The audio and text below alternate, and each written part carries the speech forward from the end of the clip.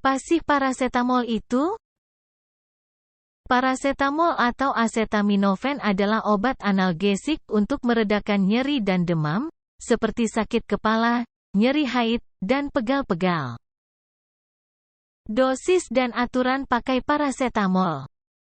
Dosis umum parasetamol berdasarkan usia pasien yaitu A. Dewasa, 500–1000 mg, diberikan setiap 4–6 jam sekali. Dosis maksimal 4000 mg per hari. B. Anak-anak, parasetamol oral diberikan setiap 4–6 jam sekali. Pemberian obat maksimal 4 kali sehari. Cara menggunakan parasetamol.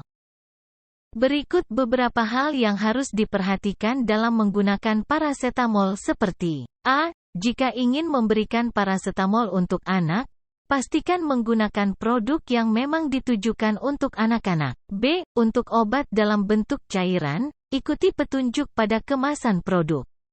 Beberapa obat perlu dikocok sebelum digunakan, sebagian lainnya tidak perlu dikocok. C. Untuk tablet kunyah, kunyah secara menyeluruh terlebih dahulu sebelum ditelan. D. Untuk tablet extended release, jangan dihancurkan atau dikunyah karena meningkatkan risiko efek samping. Parasetamol bekerja paling baik untuk mengatasi nyeri jika dikonsumsi sejak nyeri pertama kali muncul. Kapan harus berhenti mengonsumsi parasetamol? Mengonsumsi parasetamol harus terhenti apabila mengalami tanda-tanda berikut ini. A.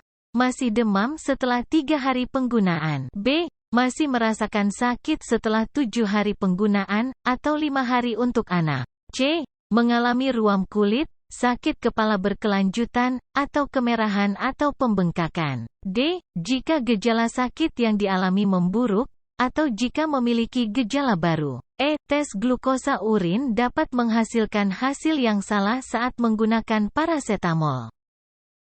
Gejala keracunan parasetamol. Gejala umum keracunan parasetamol yang dialami oleh setiap individu seperti A. Mual, B. Muntah, C.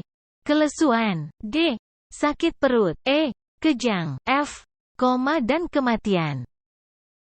Parasetamol dan kerusakan hati. Penelitian yang dilakukan oleh para ilmuwan di University of Edinburgh, Skotlandia, menunjukkan bahwa parasetamol dapat merusak hati dengan merusak hubungan struktural penting antara sel-sel yang berdekatan di organ, sehingga menyebabkan rusaknya struktur jaringan hati seperti sel tidak dapat berfungsi dengan baik dan kemudian mati. Jenis kerusakan sel ini dapat memicu hepatitis, sirosis, dan kanker. Diagnosis. Cara mendiagnosis keracunan parasetamol adalah mendapatkan riwayat lengkap, seperti A. Waktu konsumsi obat, B. Jumlah obat, C. Bentuk obat yang dikonsumsi. Diagnosis keracunan parasetamol dilakukan melalui tes diagnostik, seperti tingkat parasetamol, elektrolit, ginjal, tes fungsi hati, pengambilan sampel darah lengkap, dan sebagainya. Pengobatan. Pada orang yang mengalami gagal hati akut atau yang diperkirakan meninggal karena gagal hati, penanganan utama adalah transplantasi hati. Bentuk lain dari dukungan fungsi hati yaitu transplantasi hati parsial. Teknik ini memiliki keuntungan mendukung pasien, sementara hati mereka sendiri beregenerasi. Setelah fungsi hati kembali, obat imusupresif dimulai dan mereka harus minum obat imusupresif selama sisa hidup mereka. Pencegahan.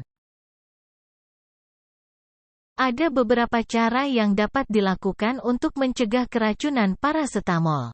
Berikut strateginya. A. Jangan minum parasetamol dengan obat lain yang mengandung parasetamol. B. Jangan minum melebihi dosis yang ditentukan. C. Parasetamol dapat diberikan setiap 4 hingga 6 jam.